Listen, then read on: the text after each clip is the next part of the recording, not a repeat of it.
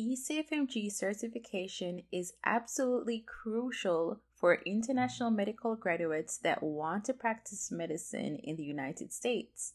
Since the suspension of the USMLE Step 2 CS exam, the criteria for ECFMG certification have changed a lot, and it's become quite complicated. ECFMG has introduced 6 new pathways that IMGs can use to become ECFMG certified. I have already discussed the key components and requirements for pathways 1, 2, 3, 4, and 5. You can check out the video in the description or in the comment section for those details. But for this video, I will be focusing on pathway 6, which is probably the most confusing pathways of them all. But first, if you like this type of content and you want to see more videos like this, please be sure to power up the like button, hit subscribe, and that notification bell so that you never miss another video like this. A key thing that I want to highlight is that it's very important that you know all of the pathways and choose wisely which one applies to you, because the application fee for the pathways is non-refundable. So if you apply for pathway 2 when you're actually supposed to apply for pathway 6, then your application will be rejected and you will have to pay that fee again. But if you have any questions or confusions, then please be sure to leave your questions in the comment section below and I'll be sure to respond to you. You can also message me on Instagram as well, and I'll leave a link to that in the description. So you might be wondering, who should apply for Pathway 6? Well, persons who do not meet the requirements for Pathways 1, 2, 3, 4, and 5 are definitely candidates for applying for Pathway 6. You can also apply to this pathway if you do not have a passing score on the Step 2 CS exam. Now let's take a closer look at who should not apply for Pathway 6. So if you already have a passing score on the USMLE Step 2 CS exam, then you do not need to apply for Pathway 6 or any other pathway for that matter. If you did Step 2 CS and your final score was that you did not pass, then you would need to apply for one of the pathways. Also, if you applied for the Step 2 CS exam, but you did not get a chance to actually do the exam because it was suspended, well, unfortunately, you would have to still apply for one of these pathways. So let's say that you applied in last year's match and you were ECFMG certified. Well, luckily, ECFMG has extended that certification to apply for the 2021-2022 match as well. So if you are already ECFMG certified, then you do not need to apply for Pathway 6. Now let's say that you applied for Pathway 1 and that application was approved. You do not need to go ahead and apply for Pathway 6. Once you have applied for a pathway 1 through 5 that you have been approved for, you do not need to go ahead and reapply for another pathway. It's very important that you know all of this and you keep up to date about the ECFMG changes because, like I said, it is non-refundable. So whatever fees that you pay for any pathway, that will not be refunded to you. And honestly, that is a trend for the entire USMLE journey. Practically nothing is refundable. So always choose wisely, and that will be a money saver for you. So we looked at who should apply for Pathway 6 and who should not apply for Pathway 6. So now let's zoom in into the specific requirements for applying for Pathway 6. A crucial component of Pathway 6 is the Mini Clinical Evaluation Exercise, or the Mini-CEX. So this is especially important that you understand all the different components of this because it is crucial to doing it correctly so that your Pathway 6 application can be approved. So the mini clinical evaluation exercise is designed so that IMGs can be evaluated by physicians. So this exercise has a very specific requirements that have to be met. So attention to detail is absolutely crucial. And everything I say after this point is especially important. So you might be wondering, what are the requirements or components of the Mini-CEX exam?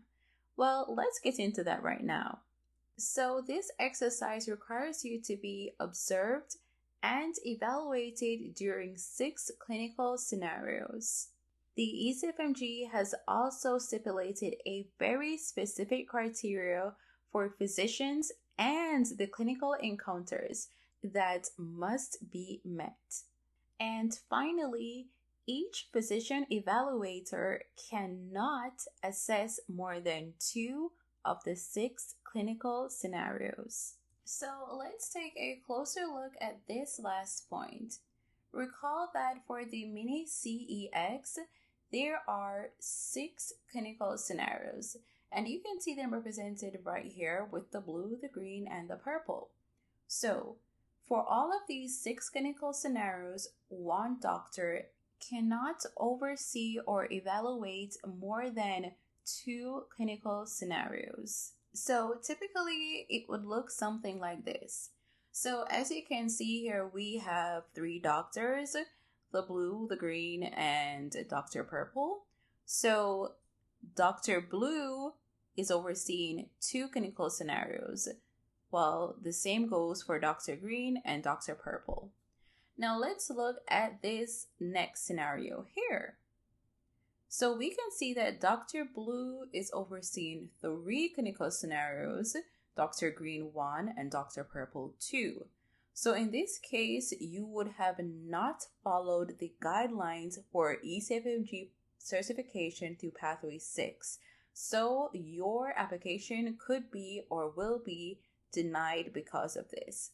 So this is absolutely incorrect. So remember, there are 6 clinical scenarios, and each physician should not oversee or evaluate more than 2 of these clinical scenarios each.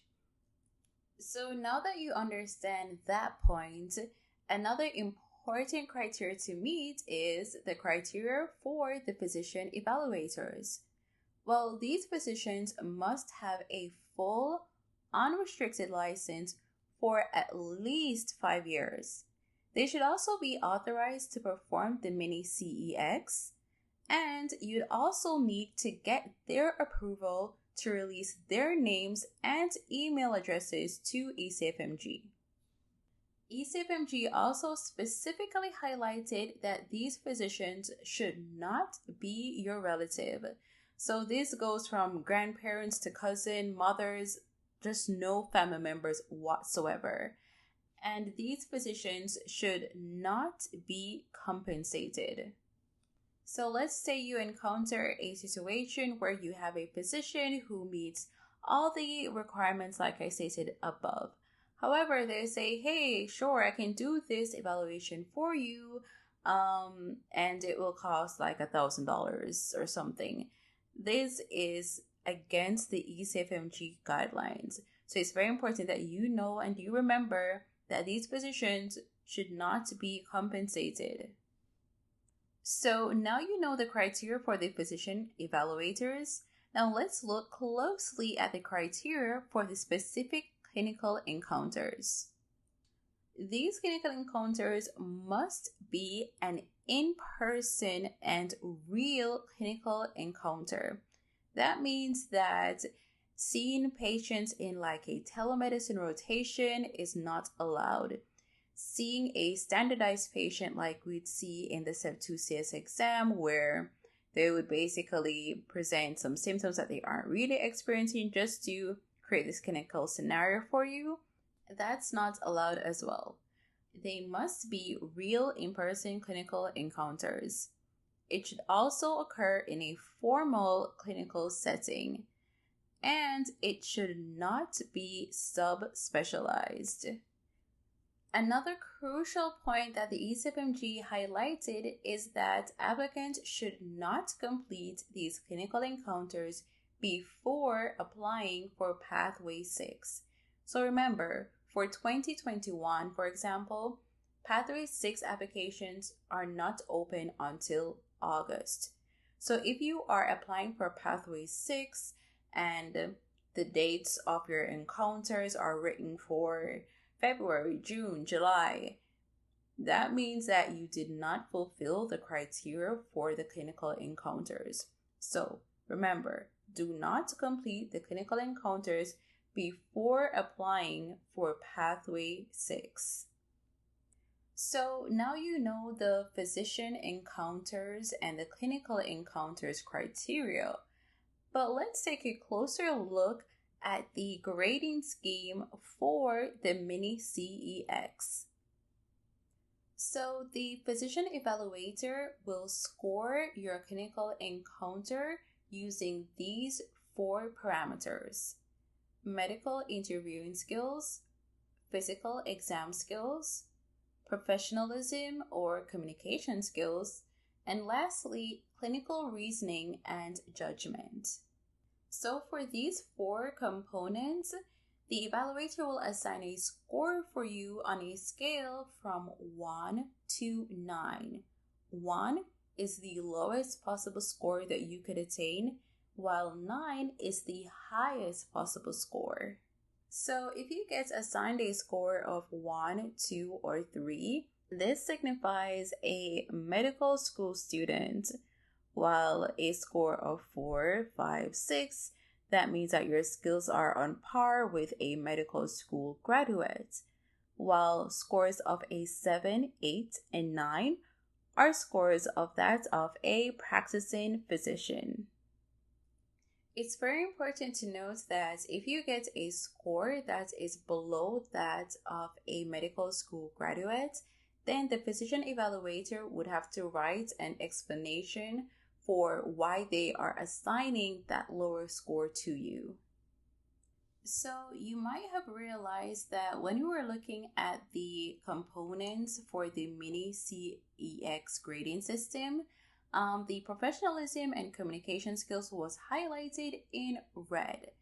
This is because if you get below a medical school graduate score in professionalism in any of these 6 clinical encounters, you will not be approved for ECFMG Pathway 6 certification. So it's very important that for professionalism and communication skills, you attain a medical school graduate score or higher in all 6 clinical encounters. So once you have accurately found a physician that fulfills all the criteria for a evaluator, then great, a big check mark there. The next thing is to make sure that the clinical encounters fall within the guidelines that the ECFMG mentioned. If that happens, then great, another big check there. Also, you have to make sure that you get an acceptable average score in each of these 4 components that will be evaluated. And like I said before, that no score in the professionalism or communication skills section should be below a medical school graduate in any of your 6 clinical encounters. Once you have fulfilled all of these criteria, then you will have passed the Mini-CEX evaluations. Now let's examine the application timing for Pathway 6. So the ability to apply to Pathway 6 will become available in August. And like I said, you cannot do the clinical encounters before applying for Pathway 6. So remember that. A next point is that your application must be submitted no later than December 15th, 2021. And lastly, all 6 completed Mini-CEX evaluations must be received by ECFMG no later than December 31st. So for the sake of budgeting, I have to mention that currently the cost or the fee to apply for any pathway is $900, and this payment must be made in full when you submit your application. Another important note is that if the application is started but you did not submit it within 5 days of when you started, that application will be deleted and you will need to start a new application if you want to apply for one of the pathways. So, knowing the timeline, the application fee, and the strict requirements of the ECFMG for Pathway 6 are crucial for you to be accepted for Pathway 6 for ECFMG certification. For any of the questions that you have about the pathways, the best source is ECFMG.org. That is the best way to get the most accurate and up-to-date information. But if you have any questions at all, then please be sure to leave them in the comment section below. And as always, if you enjoyed this video, power up the like button, hit subscribe, and that notification bell. To continue learning more, then click this video right here. Thank you so much. Bye!